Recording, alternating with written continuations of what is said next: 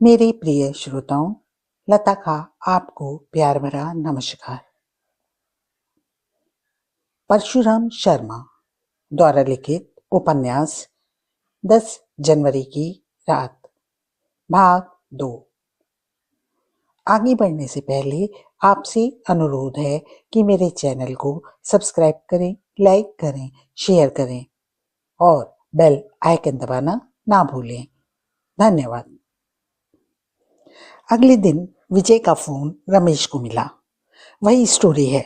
असल में उसे जबरदस्त घाटा हो चुका था। उसकी लाइफ इंश्योरेंस की कुछ पॉलिसी थी। जगाधरी और उसकी पत्नी में कुछ सालों से अनबन थी। जगाधरी घर नहीं जाता था। उसकी फैमिली पूना में रहती है और उसकी पत्नी वहाँ टीचर है। इसके 2 बच्चे भी हैं और दोनों माँ के साथ रहते हैं। जगाधरी की कमाई का वह 1 पैसा भी नहीं लेते थे। जगाधरी काफी मालदार व्यक्ति था, फिर वह शेयर के धंधों में सब कुछ गंवा बैठा और पूरी तरह कर्जदार भी हो गया। इसका सब कुछ बिक चुका था। बस उसकी इंश्योरेंस की पॉलिसियां थी, इसलिए मैं चाहता था कि उसकी मौत का नाटक कत्ल की वारदात में बदल जाए तो पॉलिसी कैश हो जाएगी और उसकी मौत के बाद एक मोटी रकम बीवी बच्चों को मिल जाएगी। बड़ी ट्रेजिकल स्टोरी है। वह अपनी बीवी बच्चों को चाहता था, रमेश बोला। हाँ, ऐसा ही है। बहरहाल तुम्हारा बहुत बहुत शुक्रिया, तुमने गुत्थी सुलझा दी। अगर मेरी जगह कोई और होता तो शायद जो स्टोरी जगाधरी बनाना चाहता था वह अखबारों में छपी होती। मैं कचहरी जा रहा हूँ एक दिलचस्प मुकदमे की पैरवी करने, जरा आ जाना। इतना कहकर रमेश ने फोन काट दिया। Same story. रमेश के होठ गोल हो गए। वह कोर्ट जाने के लिए बिल्कुल तैयार खड़ा था और कानून की एक मोटी किताब में कुछ मार्क कर रहा था। उसके बाद उसने 2-3 लॉ बुक उठाई और फ्लैट से बाहर आ गया। श्यामू मोटरसाइकिल साफ कर रहा था। श्यामू, तूने कभी अपना बीमा करवाया? नहीं तो साहब, क्या करना बीमा करके? जो रुपया अपने काम ना है वह किस काम का? और फिर साहब, मेरी अभी शादी ही कहाँ हुई। ओह, यह तो मैं भूल ही गया था। तेरी उम्र क्या है? उम्र मत पूछो साहब, रोना आता है। श्यामू रमेश का घरेलू नौकर था, जो उसे तनख्वाह मिलती थी सब खर्च कर देता था। अच्छे कपड़े पहनना उसका शौक था और एक फिल्म को कम से कम 3 बार तो देखता ही था। जो फिल्म केवल बालिगों के लिए होती उन्हें वह 10-10 बार देखता था। रमेश कोर्ट के लिए रवाना हो गया। रमेश का संक्षिप्त नाम रोमी था। रोमी के नाम से उसे सारा कोर्ट बुलाता था। कोर्ट के परिसर में उस समय जबरदस्त हलचल होती थी जब रोमी का मुकदमा होता। उसकी बहस सुनने के लिए अन्य वकील भी आते थे और खासी भीड़ रहती थी। रोमी जब अपने चैम्बर में पहुंचा तो वैशाली वहां उसकी प्रतीक्षा कर रही थी। वैशाली को नमस्ते का जवाब देने के बाद वह अपनी सीट पर बैठा और फाइलें तलब करने लगा। असिस्टेंट उसे घेरे हुए थे। 11:40 पर वह कोर्ट में पहुंचा। उस कोर्ट में आज एक अद्भुत मुकदमे की कार्यवाही होनी थी। कोर्ट में पेश हो रहा था एक बालिया मुलजिम सोमू उर्फ सोमदत्त। वैशाली वहां पहले ही पहुंच गई थी और इंस्पेक्टर विजय भी आ गया था। वो वैशाली के बराबर बैठा था। दोनों को बातें करता देख रोमी मुस्कुराया। एक सीट पर राजदान बैठा था। रोमी को कोर्ट में आता देखकर वह चौंका। उसने बुरा सा मुंह बनाया। दूसरे लोगों में भी कानाफूसी होने लगी। क्या रोमी सोमदत्त की पैरवी कर आया है? अगर उसने वकालतनामा भरा तो इस बार मुंह की खाएगा। राजदान किसी से कह रहा था। मुलजिम अपने जुर्म का इकबाल कर चुका है। उसी समय सोमू को अदालत में पेश किया गया। राजदान उठ खड़ा हुआ। न्यायाधीश ने मेज पर हथौड़ी की चोट की और अदालत की कार्यवाही शुरू करने का हुक्म दिया। इकबालिया मुलजिम सोमू के बारे में किसी प्रकार की बहस मुनासिब नहीं होगी। इकबाली जुर्म करने के बाद केवल खाना पूर्ति शेष रह जाती है। मेरे ख्याल से इस केस में कोई मुद्दा शेष नहीं रह गया है, अतः मां महिम के फैसले का इंतजार है। I object your honour. Romi उठ खड़ा हुआ और फिर उसने वकालतनामा सोमू के पक्ष में पेश किया। मुझे सोमू की पैरवी की इजाजत दी जाए। इजाजत का प्रश्न ही नहीं उठता। वह अपने जुर्म का इकबाल कर चुका है। अब उसमें पैरवी या बहस के मुद्दे कहां से आ पड़े? शायद मेरे अजीज दोस्त राजदान को नहीं मालूम, किसी व्यक्ति के जुर्म स्वीकार कर लेने से भी जुर्म साबित नहीं हो जाता। इकबाली जुर्म के बाद भी पुलिस को उसे साबित करना होता है और पुलिस ने ऐसी कोई कार्यवाही नहीं की है। यदि मुलजिम जुर्म का इकबाल करता है तो उसे दोषी नहीं माना जा सकता, ठीक उसी तरह जैसे इकबाली जुर्म ना करने पर उसे निर्दोष नहीं माना जाता। रोमी ने अपनी लॉ बुक से न्यायाधीश को एक धारा दिखाते हुए कहा, अगर आवश्यकता हो तो आप इसका अध्ययन कर लें। अदालत में सनसनी फैल गई। यह पहला अवसर था जब रोमी ने ऐसा केस हाथ में लिया था जिसका मुलजिम अपना जुर्म का इकबाल कर चुका था। इजाजत दी जाती है, न्यायाधीश ने कहा। न्यायाधीश ने रोमी का वकालतनामा स्वीकार कर लिया। सबूत पक्ष को आदेश दिया जाता है कि वह मुलजिम सोमू पर जुर्म साबित करने की कार्यवाही मुकम्मल करे और एडवोकेट रोमेश सक्सेना को डिफेंस का पूरा अधिकार दिया जाता है। न्यायाधीश ने यह आदेश पारित करके एक सप्ताह बाद की तारीख तय कर दी। इस बार मात होनी तय है रोमी साहब, राजदान ने बाहर निकलते हुए कहा। हम साबित भी कर देंगे। मात किसकी होनी है यह आप अच्छी तरह जानते हैं राजदान साहब। आपकी जिंदगी में अदालत में जब जब मेरा सामना होगा तब शिकस्त ही आपका मुकद्दर होगी। मैं इस मुकदमे को लंबा नहीं जाने दूंगा। तुम 1-2 तारीख से ज्यादा नहीं खींच पाओगे और वह बरी हो जाएगा। रोमेश ने विजय और वैशाली को अपने चैम्बर में आने के लिए कहा। दोनों चैम्बर में आ गए। क्या तुम लोग एक दूसरे से परिचित हो? रोमी ने पूछा। हाँ, हम बड़ौदा में एक साथ पढ़े हैं, विजय बोला। और आपसे मदद लेने की सलाह इन्होंने ही दी थी, वैशाली बोली। भाई वाह, यह तुमने पहले क्यों नहीं बताया? क्योंकि इन्होंने यह भी कहा था कि आपके मामले में कोई सिफारिश जोर नहीं मारती है। वैशाली लॉ कर रही थी और तुम्हारी सरप्रस्ती में कुछ बनना चाहती है। ओह, बात यहाँ तक है? रोमी मुस्कुराया। बात तो इससे भी आगे तक है, विजय हंसकर बोला। अच्छा, ये बातें तो होती रहेंगी। मैंने तुम्हें आज इसलिए बुलाया था कि इस मामले में तुम्हारी मदद ले सकूं। ओ श्योर, क्या करना है हुक्म करो। मुझे करुण पटेल चाहिए, हर सूरत में। वह शख्स जिसने 1 लाख रुपया दिया था। हाँ, वही। वैशाली ने उसका जो पता मुझे बताया था वह फर्जी पता है और मेरी अपनी इन्वेस्टिगेशन के अनुसार यह कोई जयराम पेशा व्यक्ति भी नहीं है और ना ही वह सोमू का परिचित है। जेल में मेरा एक आदमी सोमू को काफी टटोल चुका है। हमने इस मामले में एक कैदी से मदद ली थी और कैदी द्वारा जिन बातों का पता चला उसी को ध्यान में रखकर मैंने मुकदमा हाथ में लिया है। फिलहाल मुझे करुण पटेल की जरूरत है। सेठ कमलनाथ के विश्वास पात्र लोगों में यह शख्स तुम्हें मिल जाएगा। उसे दबोचने के मामले में तुम पुलिस या डंडा भी फेर सकते हो। बस यह बात ध्यान रखने की है कि वह सेठ कमलनाथ का कोई विश्वास पात्र होगा। हुलिया तुम्हें वैशाली से पता चल जाएगा। चिंता ना करो, मैं उसे हर हालत में खोज निकालूंगा और जैसे ही वह मेरे हत्थे चढ़ेगा तुम्हें फोन कर दूंगा।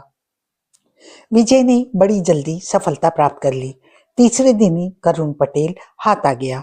विजय ने रोमेश को थाने बुला लिया। रोमी जब थाने पहुंचा तो करुण पटेल हवालात में बंद था। मुझे पकड़ा क्यों गया? क्या किया है मैंने? करुण पटेल गिड़गिड़ा रहा था। मेरा कसूर तो बता दो इंस्पेक्टर साहब। इसका नाम करुण पटेल नहीं, वेंकट वरुण है, विजय बोला। क्या वैशाली ने इसकी पुष्टि कर ली? हाँ, उसने दूर से देखकर इसे पहचाना और मैंने धर दबोचा। यह सेठ कमलनाथ का बहनोई लगता है। बस काम बन गया। लेकिन तुम्हें यह अंदेशा कैसे था कि यह शख्स कमलनाथ का कोई विश्वास पात्र होना चाहिए? आखिर लूटी गई रकम उसके विश्वास पात्र के पास कैसे सुमू रखेगा? तस्वीर का दूसरा रुख सामने आते ही सब तुम्हारी समझ में आ जाएगा। अब तुम्हें एक और काम करना है। अगली तारीख पर अदालत खचाखच भरी हुई थी। पुलिस ने जो गवाह पेश किए वह सब रटे रटाए तोते की तरह बयान दे रहे थे। रोमी ने इनमें से किसी से भी खास क्वेश्चन नहीं किया, ना ही चश्मदीद गवाह से यह पूछा कि वह सुनसान हाईवे पर आधी रात को क्या कर रहा था। मेरे अजीज दोस्त रमेश सक्सेना ने बिना वजह अदालत का समय जाया किया है। मिलॉर्ड, इनका तो मनोबल इतना टूटा हुआ है कि किसी गवाह से सवाल जवाब करने से ही कतरा रहे हैं। फर्जी गवाहों से सवाल जवाब करना मैं अपनी तौहीन समझता हूँ और ना ही इस किस्म की क्रियाकलापों में समय नष्ट करता हूँ। मैं अपने काबिल दोस्त से जानना चाहूंगा कि सारे गवाह पेश करने के बावजूद भी पुलिस वह रकम क्यों बरामद नहीं कर पाई जो सोमू ने लूट ली थी। यह पॉइंट नोट किया जाए योर ऑनर कि जिस रकम के पीछे कत्ल हो गया वह रकम सोमू के पास से बरामद नहीं हुई। इस रकम की बरामदगी ना होने से केस की मजबूती पर कोई असर नहीं पड़ता योर ऑनर। पुलिस सोमू से रकम बरामद ना कर सकी, इससे केस के हालात नहीं बदल जाते। सोमू पहले ही अपने जुर्म का इकबाल कर चुका है। राजदान ने पुरजोर असर डालते हुए कहा, यह बात मुलजिम ही बेहतर जानता होगा उसने रकम कहाँ छिपाई थी।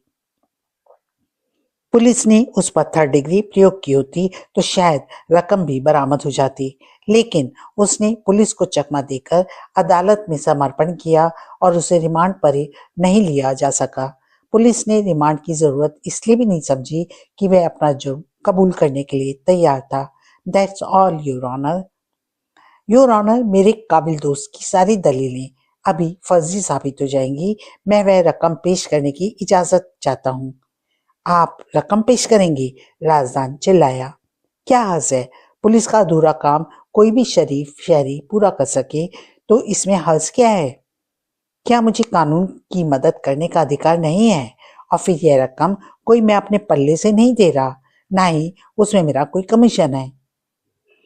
अदालत में बैठे लोग हंस पड़े।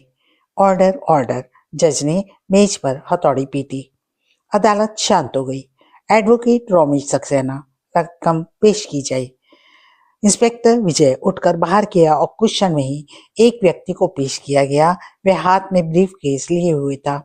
यह शख्स और कोई नहीं, वेंकट करुण था, कमलनाथ का बहनोई।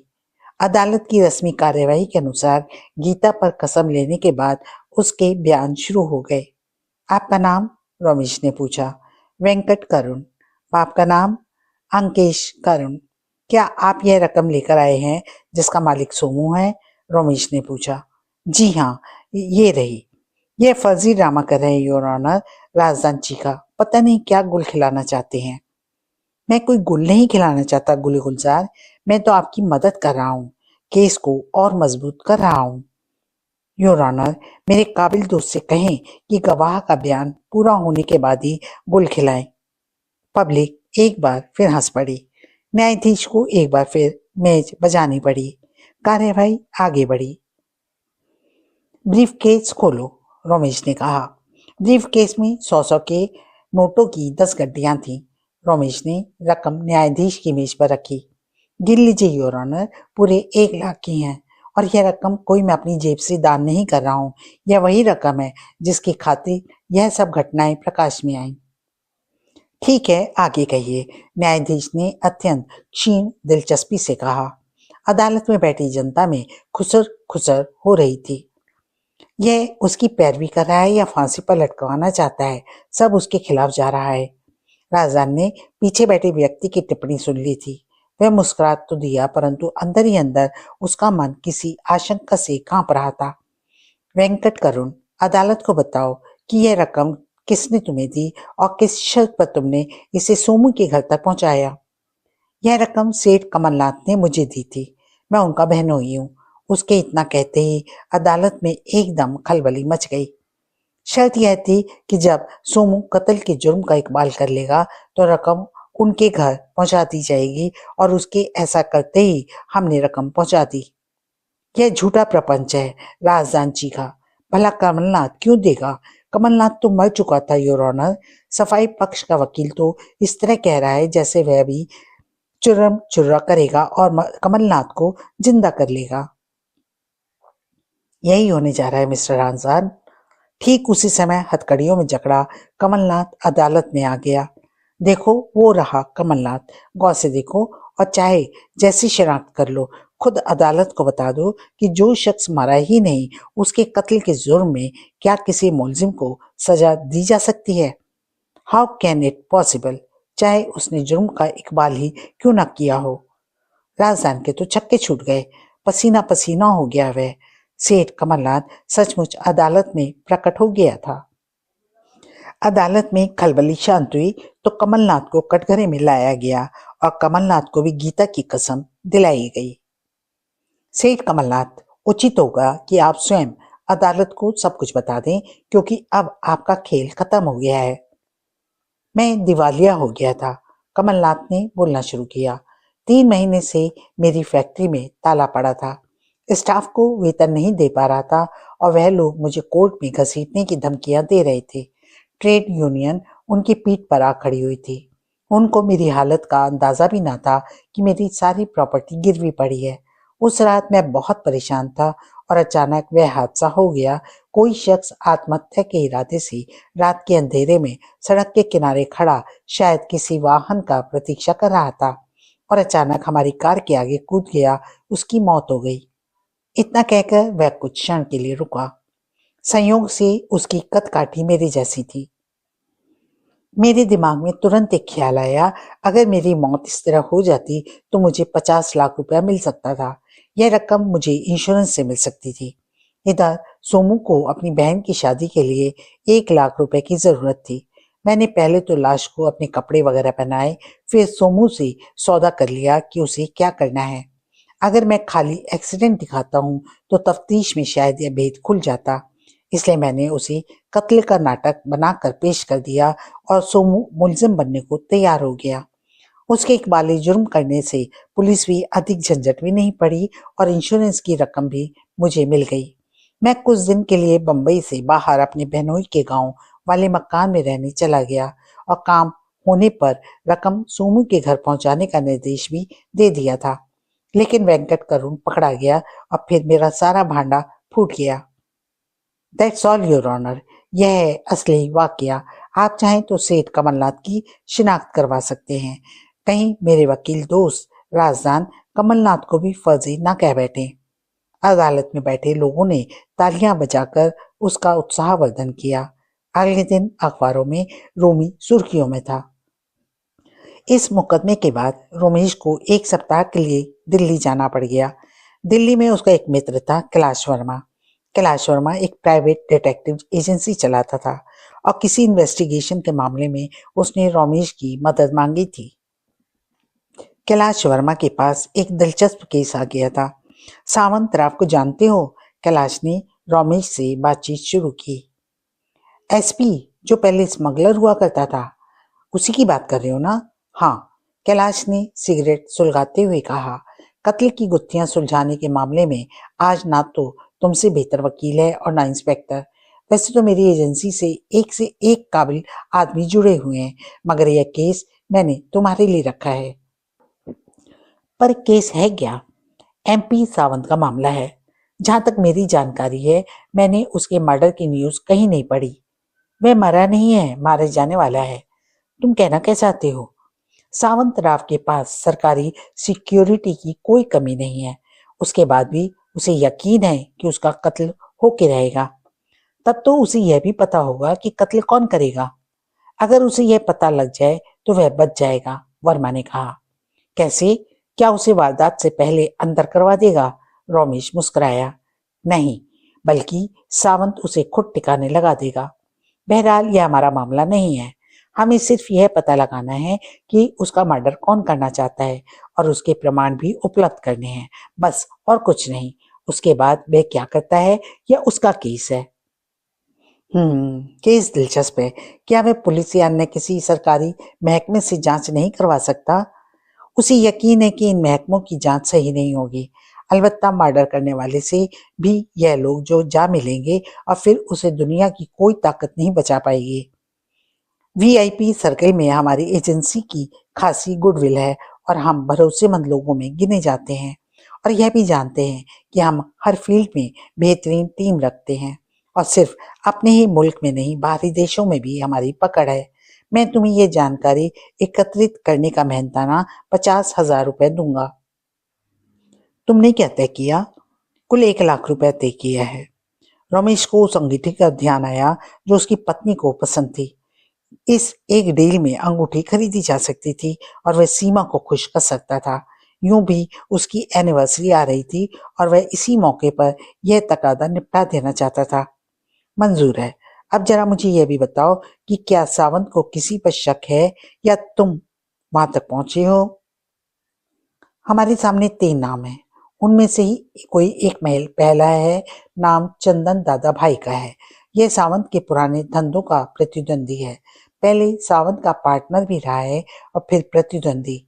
इनकी आपस में पहले भी कुछ झड़पें हो चुकी हैं। तुम्हें वसंत पोलियो मर्डर कांड याद होगा। हाँ, शायद। चंदन का सिपहसार था। सावंत ने उसे मरवाया था क्योंकि पोलिया पहले सावंत का सिपहसार रह चुका था और सावंत से गद्दारी करके चंदन से जा मिला था। बाद में सावंत ने राजनीति में कदम रखा और एमपी बन गया। एमपी बनने के बाद उसका धंधा भी बंद हो गया और अब उसकी छत्रछाया में बाकायदा एक बड़ा सिंडिकेट काम कर रहा था। सबसे अधिक खतरा चंदन को है, इसलिए चंदन उसका जानी दुश्मन है। ठीक। रमेश सब बातें एक डायरी में नोट करने लगा। 2 नंबर पे है, वह आगे बोला। मेघा रानी। मेघा रानी हीरोइन? हाँ, तमिल हीरोइन मेघा रानी, जो अब हिंदी फिल्मों की जबरदस्त अदाकारा बनी हुई है। मेघा रानी सावंत का क्यों कत्ल करना चाहेगी, यह वजह सावंत ने हमें नहीं बताई। तुमने जानी भी नहीं? नहीं, अभी हमने उस पर काम नहीं किया। शायद सावंत ने इसलिए नहीं बताया क्योंकि वह मैटर उसकी प्राइवेट लाइफ से अटैच हो सकता है। चलो आगे। तीसरा नाम अत्यंत महत्वपूर्ण है। जनार्दन नागारेड्डी, यानी जेएन, यानी कि चीफ मिनिस्टर जेएन। रमेश उछल पड़ा। हाँ, वही सावंत का सबसे प्रबल राजनीतिक प्रतिद्वंदी। ये 3 हस्तियां हमारे सामने हैं और तीनों ही अपने अपने क्षेत्र की महत्वपूर्ण हस्तियां हैं। सावंत की मौत का रास्ता इन 3 गलियारों में से किसी एक से गुजरता है और यह पता लगाना तुम्हारा काम है। बोलो, तुम रकम का इंतजाम करो और समझो काम हो गया। या लो 10,000, कैलाश ने नोटों की एक गड्ढे निकालते हुए कहा। बाकी 40 काम होने के बाद। रमेश ने रकम पकड़ ली। जब वह वापस मुंबई पहुंचा तो उसके सामने सीमा ने कुछ बिल रख दिए। 7,000 रुपए स्वयं का बिल। रमेश चौंका। डार्लिंग, कम से कम मेरी माली हालत का तो ध्यान रखा करो। भुगतान नहीं कर सकती तो कोई बात नहीं, मैं अपने कजन से कह दूंगी, वह भर देगा। तुम्हारा कजिन आखिर है कौन? मैंने तो कभी उसकी शक्ल नहीं देखी। बार बार तुम उसका नाम लेती रहती हो। तुम जानते हो रोमी, वह पहले भी कई मौकों पर हमारी मदद कर चुका है। कभी मौका आएगा तो मिला ही दूंगी। तो ये लो, सबके बिल चुकता कर दो। रमेश ने 10,000 की रकम सीमा को थमा दी। क्या तुमने उस मुकदमे की फीस नहीं ली? वह लड़की वैशाली कई बार चक्कर लगा चुकी है। पहले तो उसने फोन किया, मैंने कहा नहीं है, फिर खुद आई। शायद सोच रही होगी कि मैंने झूठ कह दिया होगा। ऐसा वह क्यों सोचेगी? मैंने पूछा था काम क्या है, कुछ बताया नहीं। कहीं केस का पेमेंट देने तो नहीं आई थी? उस बेचारी के पास मेरी फीस देने का इंतजाम नहीं है। अखबार में तो छपा था कि उसके घर 1 लाख रुपया पहुंच गया था और इसी रकम से तुमने इन्वेस्टिगेशन शुरू की थी। वह रकम कोर्ट कस्टडी में है और उसे मिलनी भी नहीं है। वह रकम कमलनाथ की है और कमलनाथ को तब तक नहीं मिलेगी जब तक वह बरी नहीं होगा। तो तुमने फ्री में काम किया? नहीं, जितनी मेरी फीस थी वह मुझे मिल गई थी। कितनी फीस? इस केस में मेरी सफलता ही मेरी सबसे बड़ी फीस है। तुम तो जानती हो, चुनौती भरा केस था। तुम्हें तो वकील की बजाय समाज सेवी होना चाहिए। अरे हाँ, याद आया, माया दास के भी 2-3 फोन आ चुके हैं। माया दास कौन? मिस्टर माया दास चीफ मिनिस्टर जे.एन. साहब की सेक्रेटरी हैं। रमेश उछल पड़ा। क्या मैसेज था माया दास का? कहा जैसे ही आप आए एक फोन नंबर पर उनसे बात कर लें। नंबर छोड़ दिया है अपना। इतना कहकर सीमा ने एक टेलीफोन नंबर बता दिया। रमेश ने फोन नंबर अपनी डायरी में नोट कर लिया। वह मायादास का भला हमसे क्या काम पड़ सकता है? आप वकील हैं, हो सकता है कोई केस हैंड ओवर करना हो। इस किस्म के लोगों के लिए अदालतों या कानून की कोई वैल्यू नहीं होती। तब भला इन्हें वकीलों की जरूरत कैसे पेश आएगी? आप खुद ही किसी रिजल्ट पर पहुंचने के लिए बेकार ही मातापच्ची कर रहे हैं। एक फोन करो और मालूम कर लो ना, डियर एडवोकेट सर। शाम को फुर्सत से करूंगा, अभी तो मुझे कुछ काम निपटाने हैं। लगता है अब हमारे दिन फिरने वाले हैं। अच्छे कामों के लिए भी अच्छे पैसे मिल सकते हैं। मैं दिल्ली में, मेरा एक दोस्त है ना जो डिटेक्टिव एजेंसी चलाता है, कैलाश वर्मा। हाँ वही। उसने एक केस दिया है मेरे लिए। वह काम मुश्किल से 1 हफ्ते का है। 10,000 रुपया उसी सिलसिले में एडवांस मिला था। डार्लिंग, इस बार मैं अपना। तभी डोरबेल बजी। देखो तो कौन है? रमेश ने नौकर से पूछा। नौकर दरवाजे पर गया। कुछ पल में वापस आकर बताया, इंस्पेक्टर साहब हैं, साथ में वह लड़की भी है जो पहले भी आई थी। अच्छा, उन्हें अंदर बुलाओ। रमेश आकर ड्राइंग रूम में बैठ गया। हेलो रमेश। विजय वैशाली के साथ अंदर आया। तुमको कैसे पता चला मैं दिल्ली से लौट आया? रमेश ने हाथ मिलाते हुए कहा। भले ही तुम दिक्कत सही, मगर पुलिस वाले तो हम भी हैं। हमने मालूम कर लिया था कि जनाब का रिजर्वेशन राजधानी से है, और फिर हमें मुंबई सेंट्रल स्टेशन के पुलिस इंचार्ज ने भी फोन कर दिया था। ऐसी घोर विपत्ति क्या थी? क्या वैशाली पर कोई फिर मुसीबत आई है? नहीं भाई, हम तो जॉली मूड में हैं। हाँ, काम कुछ वैशाली का ही है। क्या तुम्हारे भाई ने फिर कुछ कर दिया? नहीं, उसने तो कुछ नहीं किया सिवाय प्रायश्चित करने के। असल में बात यह है कि वैशाली तुम्हारी सरपरस्ती में प्रैक्टिस शुरू करना चाहती है। इसके आदर्श तो तुम बन ही गए हो रमेश। ओह, तो ये बात थी। यानी अभी यह होगा कि तुम मुलजिम पकड़ा करोगे और यह छुड़ाया करेगी, चित भी अपनी और पट भी।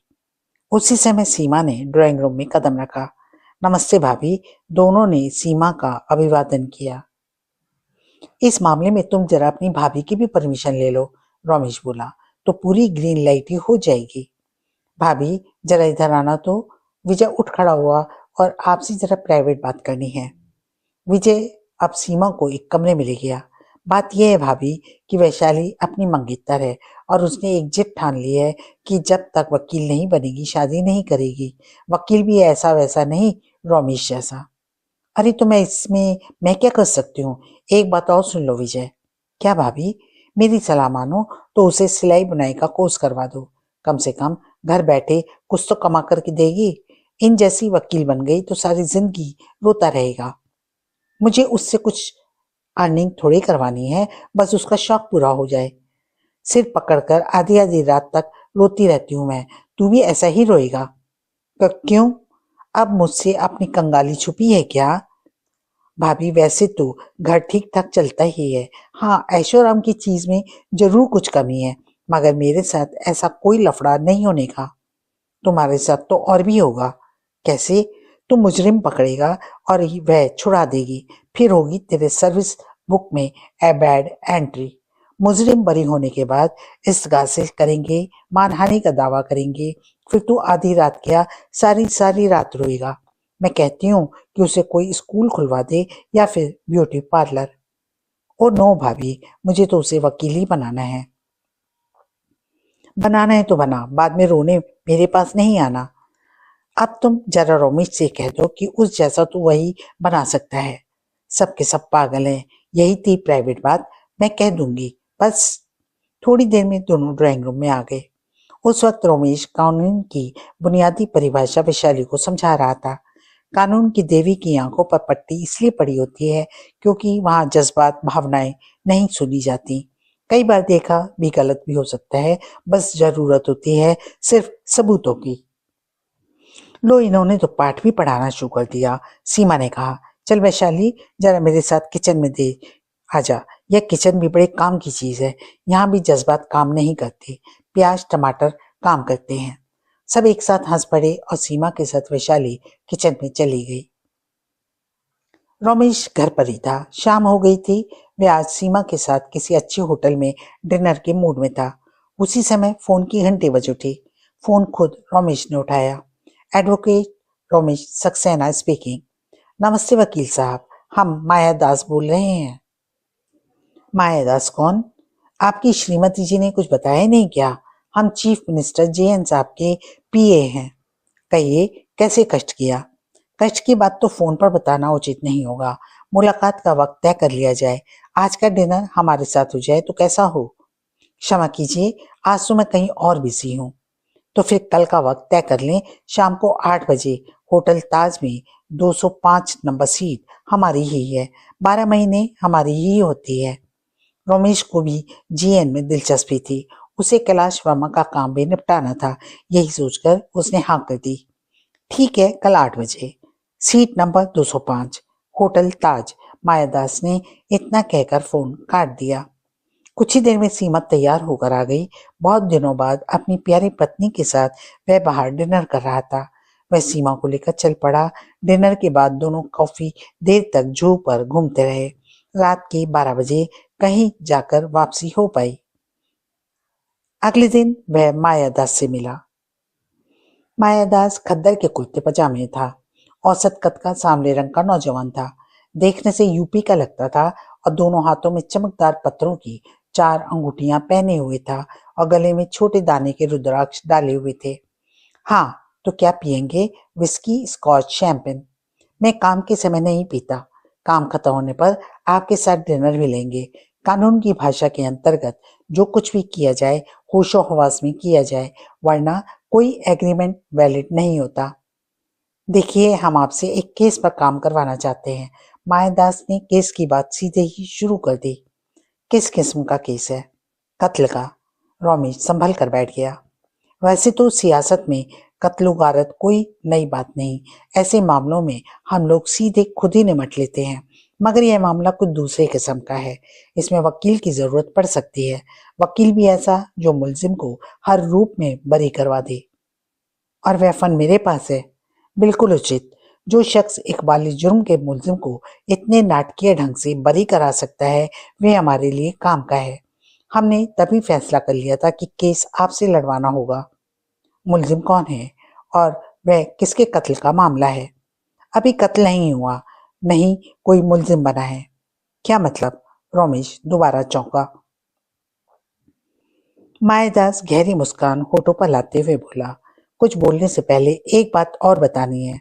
जो आप सुनेंगे वह बस आप तक रहे, चाहे आप केस लड़ें या ना लड़ें। हमारे देश में हर केस गोपनीय रखा जाता है। केवल वकील ही जानता है कि उसका मुवक्किल दोषी है या निर्दोष। आप मेरे पेशे के नाते मुझ पर भरोसा कर सकते हैं। तो यूं जान लो कि शहर में एक बहुत महत्वपूर्ण व्यक्ति का कत्ल जल्दी ही होने जा रहा है, और यह भी कि उसे कत्ल करने वाला हमारा आदमी होगा। मरने वाले को भी पूर्वाभास है कि हम उसे मरवा सकते हैं, इसलिए उसने अपने कत्ल के बाद का भी जुगाड़ जरूर किया होगा। उस वक्त हमें आपकी जरूरत पड़ेगी। अगर पुलिस कोई दबाव में आकर पंगा ले तो कातिल अग्रिम जमानत पर बाहर होना चाहिए। अगर उस पर मर्डर केस लगता है तो वह बरी होना चाहिए। यह कानूनी सेवा हम आपसे लेंगे और धन की सेवा जो आप कहेंगे हम करेंगे। जे.एन. साहब, ऐसा पंगा क्यों ले रहे हैं? यह आपके सोचने की बात नहीं। सियासत में सब जायज होता है। एक लॉबी उसके खिलाफ है, जिससे उन्हें मुख्यमंत्री पद से हटाने का प्रपंच चलाया जा हुआ है। एमपी सावंत? मायादास एकदम चुप हो गया और उसके चेहरे पर चौंकने के भाव उभरे। ललाट की रेखाएं तन गई, फिर वह जल्दी ही सामान्य होता चला गया। पहले डील के लिए हाँ बोलो। केस लेना है और रकम क्या लगेगी, बस फिर पत्ते खोले जाएंगे। फिर भी हम कत्ल से पहले यह नहीं बताएंगे कि कौन मरने वाला है। मायादास ने कुर्ते की जेब में हाथ डाला और 10,000 की गड्डी निकालकर बीच मेज पर एडवांस रख दी। मान लो कि केस लड़ने की नौबत ही नहीं आती तो यह रकम तुम्हारी। फिलहाल यह रकम आप अपने पास ही रखिए। मैं केस हो जाने के बाद ही केस की स्थिति देखकर फीस तय करता हूँ। ठीक है, हमें कोई एतराज नहीं। अगले हफ्ते अखबारों में पढ़ लेना। न्यूज छपने के तुरंत बाद ही हम तुमसे संपर्क करेंगे। डिनर के समय मायादास ने इस संबंध में कोई बात नहीं की। वह समाज सेवा की बातें करता रहा। कभी कभी जे.एन. की नेकी पर चार चांद लगाता रहा। कभी मिलाएंगे आपको सीएम से। मिल लेंगे, कोई जल्दी भी नहीं है। रमेश 12:30 बजे घर पहुंचा। जब वह घर पहुंचा तो अच्छे मूड में था। उसके लिए कुछ किए बिना ही सारा काम हो गया था। उसने मायादास की आवाज पॉकेट रिकॉर्डर में टेप कर ली थी और कैलाश वर्मा के लिए इतना ही सबक पर्याप्त था। यह बात साफ हो गई कि सावंत के मर्डर का प्लान जे.एन. के यहाँ रचा जा रहा है। उसकी बाकी की पेमेंट खरी हो गई थी। वह जब चाहे यह रकम उठा सकता था। उसे इस बात की बेहद खुशी थी। जब वह बेडरूम में पहुंचा तो सीमा को नदारद पाकर उसे एक धक्का सा लगा। उसने नौकर को बुलाया। मेम साहब कहाँ हैं? वह तो साहब अभी तक क्लब से नहीं लौटी। क्लब? आखिर किस चीज की हद होती है? कम से कम यह तो देखना चाहिए कि हमारी क्या आमदनी है। रमेश ने सिगरेट सुलगा ली और काफी देर तक बड़बड़ाता रहा। कहीं सीमा किसी और से, यह विचार भी उसके मन में घुमड़ रहा था। वह इस विचार को तुरंत दिमाग से बाहर निकाल फेंकता, परंतु विचार पुनः घुमड़ आता और उसका सिर पकड़ लेता। निसंदेह सीमा एक खूबसूरत औरत थी। उसकी मोहब्बत कॉलेज के जमाने से ही परवान चढ़ चुकी थी। सीमा उससे 2 साल जूनियर थी। बाद में सीमा ने एयर होस्टेस की नौकरी कर ली और रमेश ने वकालत के पेशे में रमेश ने शीघ्र ही अपना सिक्का जमा लिया। इस बीच सीमा से उसका फासला बना रहा, किंतु उनका पत्र और टेलीफोन पर संपर्क बना रहता था। रमेश ने अंततः सीमा से विवाह कर लिया और विवाह के साथ ही सीमा की नौकरी भी छूट गई। रमेश ने उसे सब सुख सुविधा देने का वादा तो किया, परंतु पूरा ना कर सका।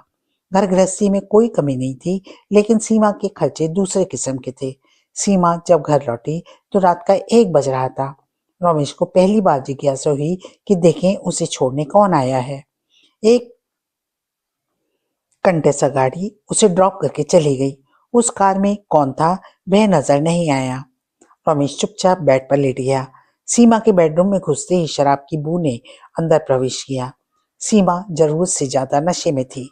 उसने अपना पर्स एक तरफ फेंका और बिना कपड़े बदले ही बेड पर धराशायी हो गई। थोड़ी देर हो गई डियर, वह बुदबुदाई। सॉरी। रमेश ने कोई उत्तर नहीं दिया। सीमा करवट लेकर सो गई। सुबह हाजी बशीर आ गया। हाजी बशीर एक बिल्डर था, लेकिन मुंबई का बच्चा बच्चा जानता था कि हाजी का असली धंधा तस्करी है। वह फिल्मों में भी फाइनेंस करता था और कभी कभार जब गैंग वॉर होती थी तो बशीर का नाम सुर्खियों में आ जाता था। मैं आपका काम नहीं कर सकता हाजी साहब। पैसे बोलो ना भाई, ऐसा कैसे धंधा चलाता है? अरे तुम्हारा काम लोगों को छुड़ाना है। वकील ऐसा बोलेगा तो अपना लोगों का तो सारा कारोबार ही बंद हो जाएगा। वह बात कहते हुए हाजी ने ब्रीफ केस खोल दिया। इसमें 1 लाख रुपया है, जितना उठाना हो उठा लो, पर अपन का काम होने को मांगता है। करीमुल्ला नशे में गोली चला दिया। अरे इधर मुंबई में हमारे आदमी ने पहले कोई मर्डर नहीं किया, मगर करीमुल्ला हथियार सहित दबोच लिया गया वहीं के वहीं। और वह क्या है, गोरेगांव का थाने इंचार्ज सीधे बात नहीं करता, वरना अपन इधर काहे को आता। इंस्पेक्टर विजय रिश्वत नहीं लेता। यही तो घपला है यार। देखो हमको मालूम है कि तुम छुड़ा लेगा, चाहे साला कैसा भी मुकदमा हो। हाजी साहब, मैं किसी मुजरिम को छुड़ाने का ठेका नहीं लेता, उसको अंदर करने का काम करता हूँ। तुम पब्लिक प्रोसिक्यूटर तो नहीं हो। आप मेरा वक्त खराब ना करें, किसी और वकील का इंतजाम करें। ये रख। उसने ब्रीफ केस रमेश की तरफ घुमाया। रमेश ने उसे फटाक से बंद किया। गेट आउट, आई से गेट आउट। कैसा वकील है यार तू? बशीर का साथी गुर्रा उठा। बशीर भाई इतना तो किसी के आगे नहीं झुकते। अबे अगर हमको खुंदक आ गई तो? बशीर ने तुरंत उसको थप्पड़ मार दिया। किसी पुलिस वाले से और किसी वकील से कभी इस माफिक बात नहीं करने का। अपन लोगों का धंधा इन्हीं से चलता है, समझा?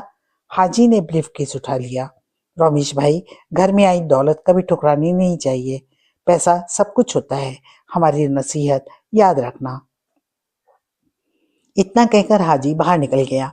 उसके जाते ही सीमा रमेश के पास टपक पड़ी।